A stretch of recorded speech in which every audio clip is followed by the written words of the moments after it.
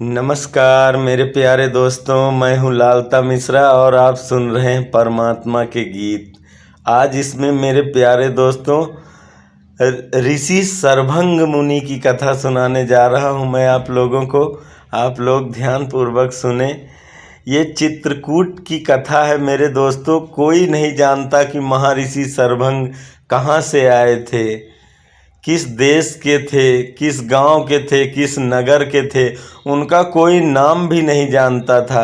ये तो सरभंग ऋषि, उनका नाम एक बार इसलिए पड़ा क्योंकि जब वो ध्यान साधना में इतने लीन थे, अपनी तपस्या में इतने लीन थे, तो इंद्र को इतनी परेशानी हुई। उन्होंने सोचा ये इतनी घोर तपस्या कर रहे हैं, इनको तो हमारा इंद्रासन मिल जाएगा इतनी तपस्या में। तो इसलिए वो उनकी तपस्या भंग करने के लिए वहाँ से चले और कई हजार बाण उनके ऊपर छोड़ दिए। इतनी तीर पे तीर उनके ऊपर चलाए, लेकिन सरभंग ऋषि के पास आके सभी बाण अपने आप भंग हो जाया करते थे। इतनी शक्ति उनके भीतर, इतनी साधना की शक्ति आ गई थी। परमात्मा स्वयं उनके भीतर प्रकट हो गया था। वो अपने भीतर ही राम नाम का जप किया करते थे, हमेशा प्रभु के ही ध्यान में बैठे रहते थे सरभंग ऋषि। तो उनकी तपस्या से जब उनको जलन हुई इंद्र को, तो वो उनकी तपस्या भंग करने की बहुत कोशिश की, बहुत प्रयास किया।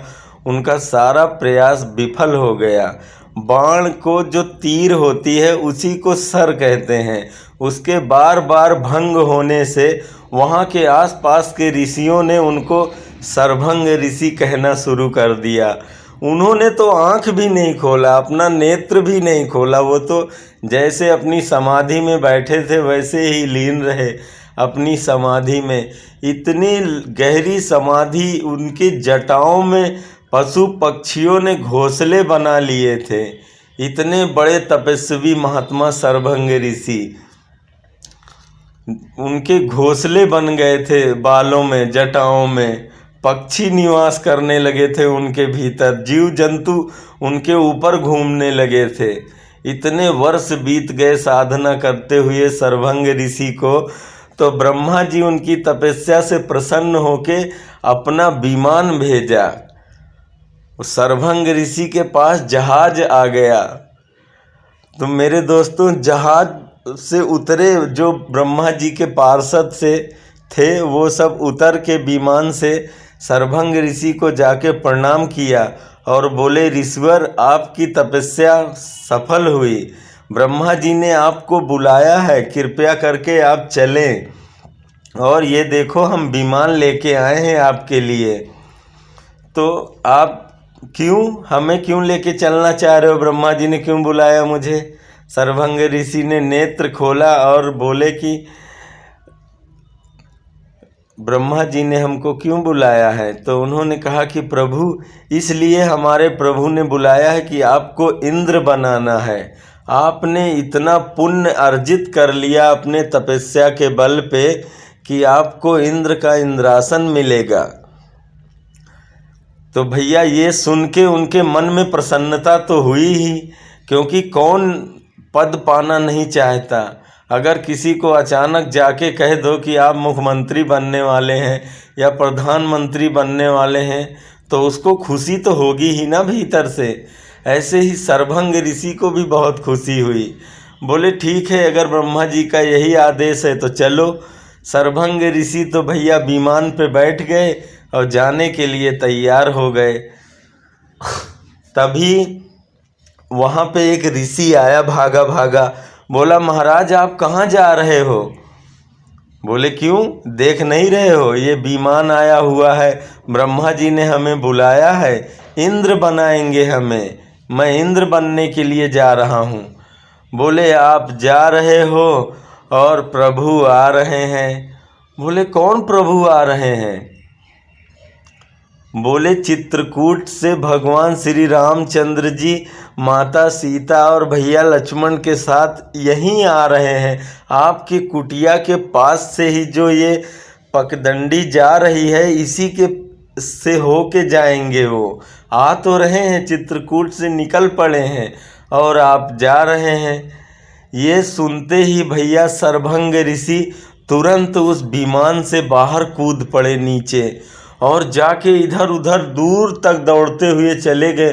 बोले, कहाँ आ रहे हैं प्रभु, कहाँ आ रहे हैं प्रभु। इधर चारों तरफ जाके देखने लगे सरभंग ऋषि। तो वो महात्मा बोला कि अभी तो चित्रकूट से निकले हैं, अब आ रहे हैं, इधर से ही जाएंगे। ये सुन के भैया सरभंग ऋषि ने तो उन पार्षदों को बोला कि जाओ जाओ, तुम लोग जाओ, मैं तो अब जिसके लिए मैं इस पूरा जन्म बिता दिया, वो जब प्रभु यहीं आ रहे हैं तो अब मैं इंद्र बन के क्या करूँगा। सारी संसार का मालिक, जिसके एक दर्शन मात्र से ही मनुष्य का जन्म मरण से मुक्त हो जाता है, मोक्ष हो जाता है, जब वो परमात्मा स्वयं हमारे चौखट पे चल के आ रहे हैं तो मैं इंद्र बन के क्या करूँगा। सरभंग ऋषि ने भैया इंद्र पद को ठुकरा दिया।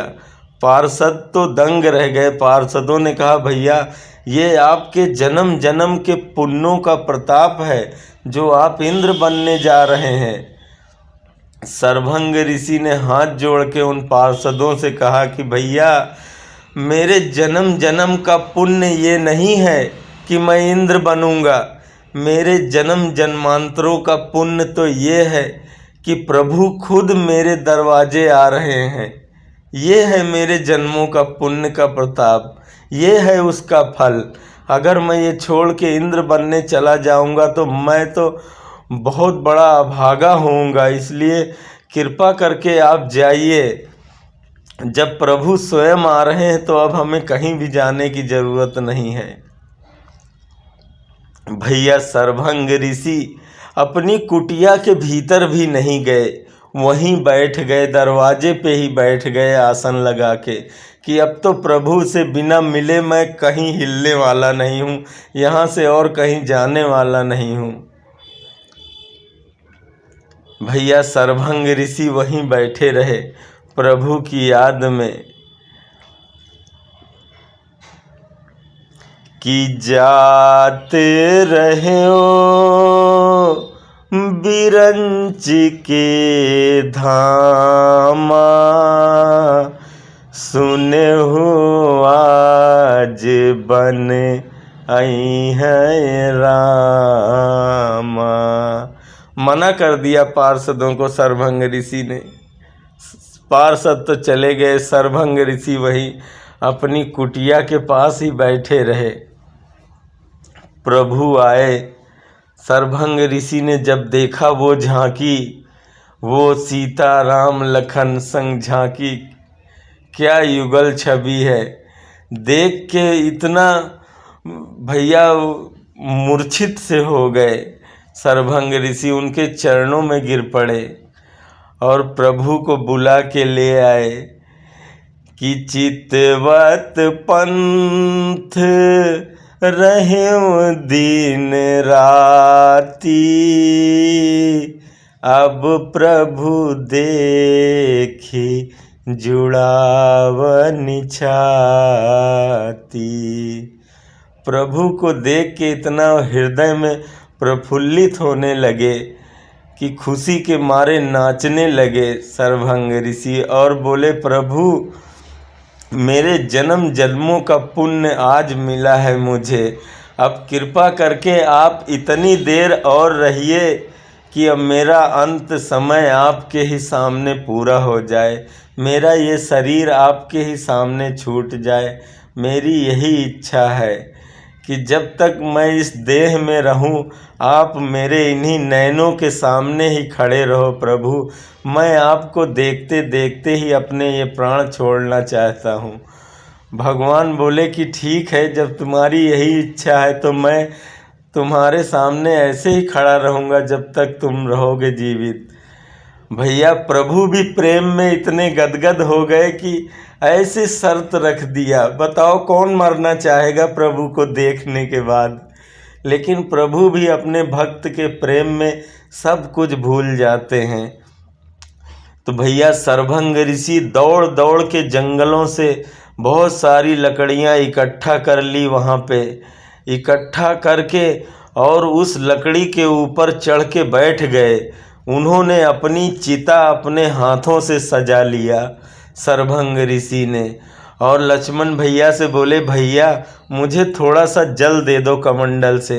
लक्ष्मण भैया ने जो कमंडल से जल दिया सरभंग ऋषि को, तो सरभंग ऋषि ने पूरे संकल्प के साथ उन्होंने कहा कि मैंने अपने जीवन में जितनी भी साधना, जितनी भी तपस्या, जितना भी पुण्य किया हो, वो सारा पुण्य, सारी तपस्या मेरे प्रभु को मिल जाए, मेरे प्रभु के चरणों में सब समर्पित हो जाए।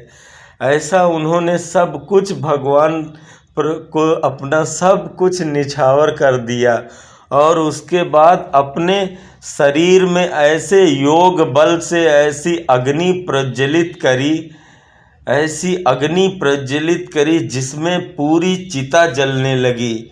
और उसी में भगवान के देखते देखते ही सरभंग ऋषि ने अपना शरीर उस चिता में त्याग के, और वो परम चेतना भगवान श्री हरि के चरणों में जाके विलीन हो गई।